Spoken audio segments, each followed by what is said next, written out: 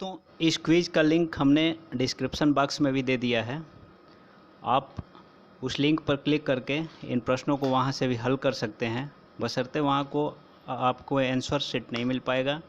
मैं वीडियो के माध्यम से इन सभी प्रश्नों का उत्तर दे रहा हूं। पहला प्रश्न है, अपराध की 4 अवस्थाएं होती हैं। आप सभी लोग जानते हैं कि किसी भी अपराध को पूरा होने में उसकी 4 अवस्थाएं होती हैं।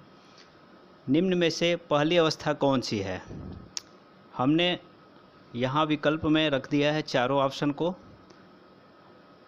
फर्स्ट है इरादा, दूसरा प्रयास, तीसरा तैयारी और लास्ट है अपराध का पूरा होना। दोस्तों, किसी भी अपराध की 4 अवस्थाएं होती हैं और चारों अवस्थाओं में सबसे पहली अवस्था पूछ रहा है तो पहले इरादा होना चाहिए। तो यहाँ इरादा पे ट्रिक कर देंगे। पहली अवस्था इरादा ही होती है, इरादा सही कर देंगे तो ऑप्शन ए सही है। चलते हैं दोस्तों अगले प्रश्न पे।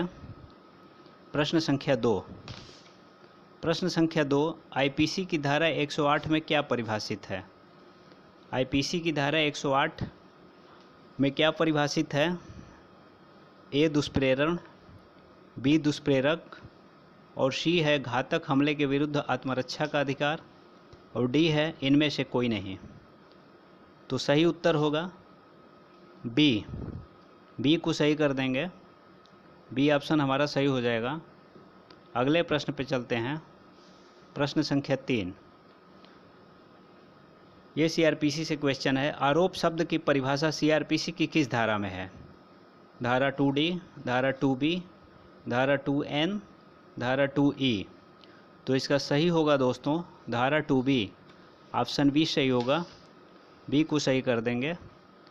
चलते हैं अगले प्रश्न पे। प्रश्न संख्या 4। प्रश्न संख्या 4 कहता है, द्वितीय वर्ग मजिस्ट्रेट निम्न में से कौन सी सज़ा नहीं दे सकता? द्वितीय वर्ग मजिस्ट्रेट के पावर के बारे में है, कितनी सज़ा देने का उसे पावर है। फर्स्ट ऑप्शन ए है 3 वर्ष का कारावास, ऑप्शन बी 6 माह का कारावास, ऑप्शन सी 3 माह का कारावास, ऑप्शन डी 1 वर्ष का कारावास। तो द्वितीय वर्ग मजिस्ट्रेट 3 वर्ष का कारावास तो नहीं दे सकता।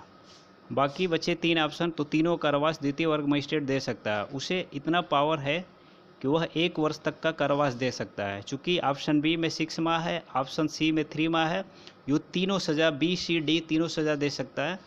अब यहाँ पूछ रहा है, क्वेश्चन को गौर करेंगे कि कौन सी सज़ा नहीं दे सकता है। तो सही होगा ऑप्शन ए, द्वितीय वर्ग मजिस्ट्रेट 3 वर्ष का कारावास नहीं दे सकता। चलते हैं अगले प्रश्न पे। प्रश्न संख्या 5, ये भारतीय साक्ष्य अधिनियम से प्रश्न है। विशेषज्ञों की राय से संबंधित तथ्य भारतीय साक्ष्य अधिनियम की किस धारा में परिभाषित किया गया है? तो इसका सही उत्तर होगा ऑप्शन बी 46। चलते हैं अगले प्रश्न पे। प्रश्न संख्या 6 आरपीयूपी एक्ट से है।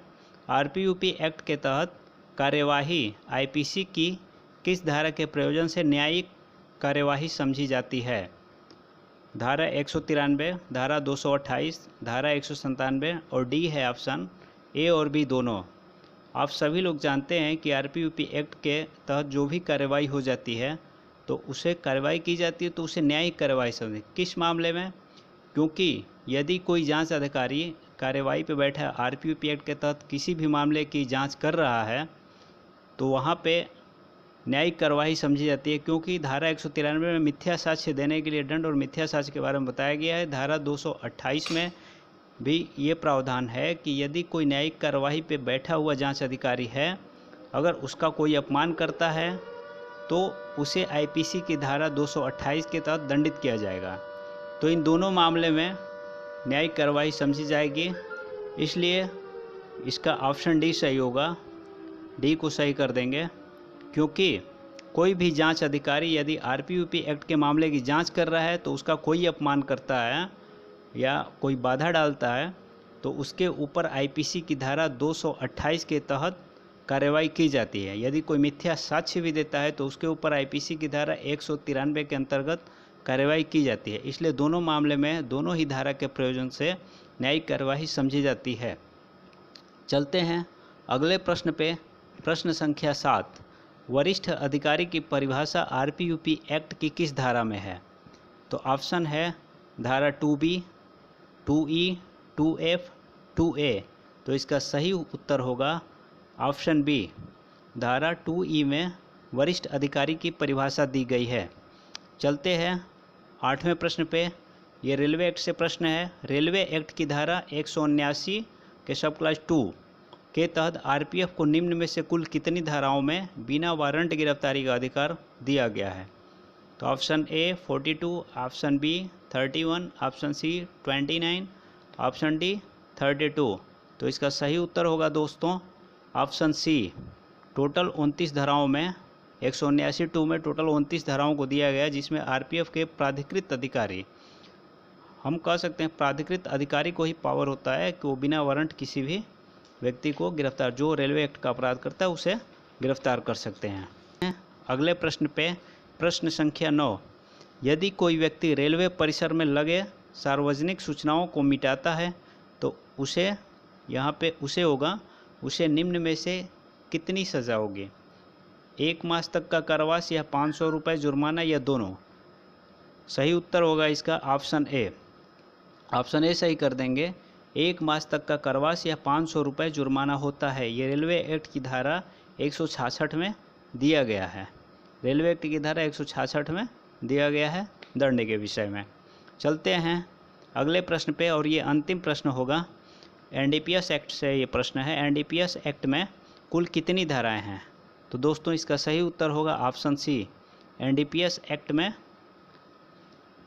83 धाराएं हैं टोटल, तो 83 को सही कर देंगे। दोस्तों ऐसे ही वीडियो फॉर्मेट के लिए और हमारे क्विज़ के उत्तर को वीडियो के माध्यम से जानने के लिए हमारे चैनल को आप लोग सब्सक्राइब करें।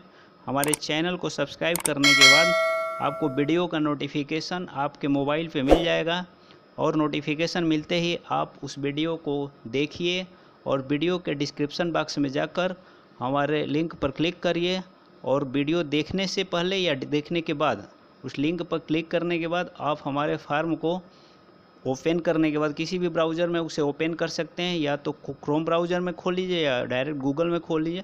वो ऑटोमेटिक लिंक किसी भी ब्राउज़र को ले लेगा।